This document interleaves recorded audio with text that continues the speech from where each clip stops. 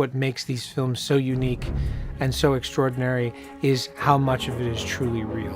I think the audience knows when they're watching something real versus when they're watching something on green screen, no matter how well done it is. Primarily, my goal on a day-to-day basis is to help the filmmakers understand how they can film things in camera. So avoiding work is what I'm trying to do.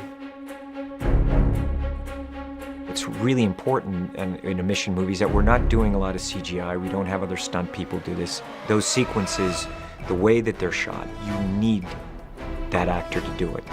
We're able to put you right in the action through the point of view of the main character because Tom Cruise is there doing all of that action. This film has no visual effects. That's the idea. We do everything we can to allow Tom and Chris to film everything for real. They're a wonderful challenge to make and to kind of invite filmmakers and artists to come in and create this kind of world and do very practical kind of action. We're kind of tipping our hat to an analog filmmaking. This is the scaffold gun. Our leading character comes in and starts to look around and has to find a sniper rifle. And so she selects this piece of scaffolding, she pulls it apart, it reveals the weapon. It's quite a pretty little rifle, semi-automatic, and it's built off an M1 carbine, a weapon that was used in the Second World War. So Chris wanted for one of the other assassins, he wanted a weapon disguised as a musical instrument. There is the cleaning rod, and that goes into the back here and becomes a stock. It opens, that's where you would chamber the rifle. So you'd place your round in there, you lock it, and then that's the position. All the props that go on the set make it feel real and very, very pertinent to the story that we're telling. Those things make a space come alive. Personally playing Benji, I love all the gadgets and stuff. I love walking onto set and seeing the kind of weird gizmos that either that have been meticulously constructed and are brilliant sort of practical props, or like the other day we had to figure out a way to open a door and someone just gave me a washer and said there's a computer in that, and that works just as well. We've programmed a motherboard that's within the machine to actually do those three maneuvers. The whole machine is completely scratch built and a long time and a lot of heartache, but hopefully it's worth it.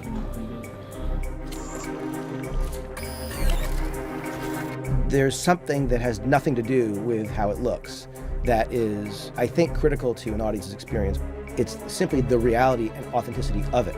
It's not, can it be made to look good, because we all know it can, but for me, you want to capture the moment with the camera when it's happening. We have a sequence in which Benji puts the mask on and becomes someone else, something that he's aspired to do since the last movie. Well, that's easy. We just impersonate the agent who stole the ledger in the first place, and I get to wear a mask. I had seen it done in other movies and seen it done quite well. I wanted to do it in a way that was completely different. And to me, the only way that became evident was to do it all in camera, without the use of visual effects. That, of course, presented its own special challenges. This effect is often relies on CG. So how can you do a mask-off shot practically and do it in camera and don't touch it? When we were standing on set and deciding how we were going to do it, I suddenly had the idea of doing the entire sequence in a mirror and building a false set that would allow us to have each actor sitting on either side of that mirror, pantomiming one another so that the whole thing could be captured in camera without the use of any special effects whatsoever.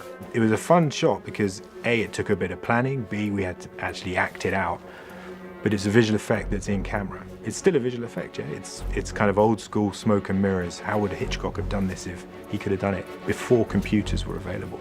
It's not CGI, and I still get asked.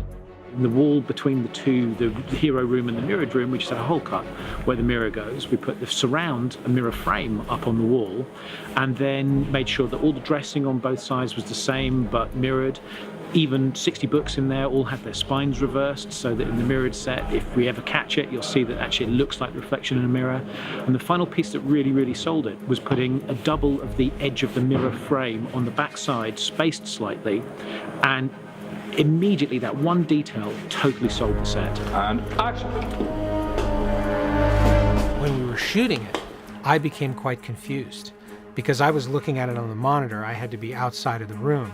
The body double was pulling on Simon's mask too hard. And I kept directing Tom and saying, Tom, you're pulling on the mask too hard. He said, I'm pulling on it too hard? I said, yes, you're pulling on it too hard.